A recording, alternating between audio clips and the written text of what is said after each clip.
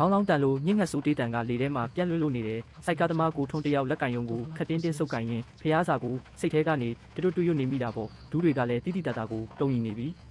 မတက်နိုင်ဘူးတားနဲ့မိမအတွက်ပဲအိမ်မှာအမဲသားခောက်ဆွဲပူပူလေးမျောနေကြရှာမှာ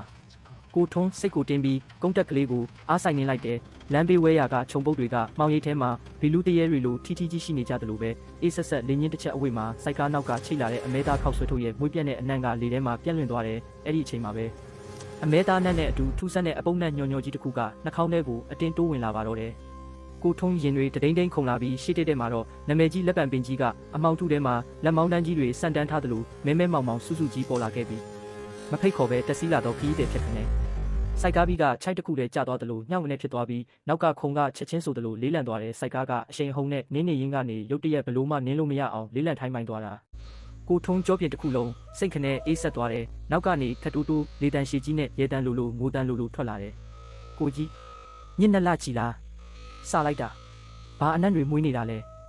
ကိုထုံးမျက်လုံးတွေကိုစုံမိတ်ထားလိုက်မိတယ်နောက်ကိုလှည့်မကြည့်ရဲဘူးလှည့်ကြည့်ရင်တွေးပြက်မတက်မျက်နှာဆိုးကြီးနဲ့မြင်ရမှာသူသိနေတယ်ဒါပေမဲ့စိုက်ကားကရှေ့ကိုတလက်မမရွှေ့မရတော့ပဲကြောက်တုံးကြီးတစ်ခုကိုတိုးနေရတယ်လို့ဖြစ်နေပြီငါမှာအိမ်ကသားနဲ့မိမအတွက်ဝယ်လာတဲ့ခောက်ဆွဲပဲရှိတယ်မင်းတို့ကိုကြွေးဖို့မဟုတ်ဘူးလို့စိတ်ထဲကနေကြုံဝါနေပေမဲ့အတန်ကတော့လဲချောင်းထဲမှာတင်တဆုနေခဲ့တယ်လဲချင်းလက်ပံပင်အောက်အရောက်မှာတော့စိုက်ကားကလုံးဝရက်တန့်သွားခဲ့ပါပြီအေးဆက်ဆက်လက်သေးရှိကြီးတွေကကိုထွန်းရဲ့ပခုံးပေါ်ကိုအနောက်ကနေလာတင်တဲ့အဲ့ဒီလက်ရဲ့အေးတက်ကကိုထွန်းရဲ့အသားထဲအထိစိတ်ဝင်သွားပြီးတုံတက်သွားစေတယ်ခောက်ဆွဲထုတ်ပြီးခဲ့အမိတ်ပေးတန်လိုအတန်ကြီးကနားထဲကိုကပ်ပြီးထွက်လာတယ်ကိုထွန်းစဉ်းစားလိုက်တဲ့အသက်နဲ့ခောက်ဆွဲထုတ်ဘယ်ဟာကအရေးကြီးလဲမိသားစုစီအသက်ရှင်လျက်ပြန်ရောက်ဖို့ကပထမ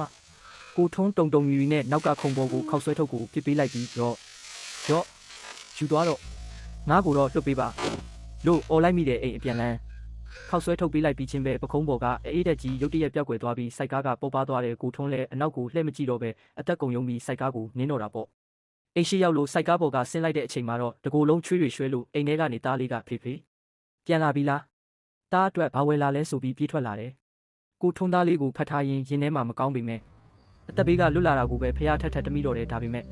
သူစိုက်ကားပေါ်ကဆင်းကနေမျက်စိကစားလိုက်မိတဲ့အချိန်မှာတော့စိုက်ကားခုံပေါ်မှာခောက်ဆွဲထုတ်အစားတရွက်6တွေနဲ့အတူဟောင်းနှဆုပ်ပြဲနေတဲ့ရှေးဟောင်းငွေဆက်ကူအချို့ကပ်ပါလာတာကိုကြက်တီးတစ်ဖြန်းဖြန်းနဲ့မြင်လိုက်ရပါတော့တယ်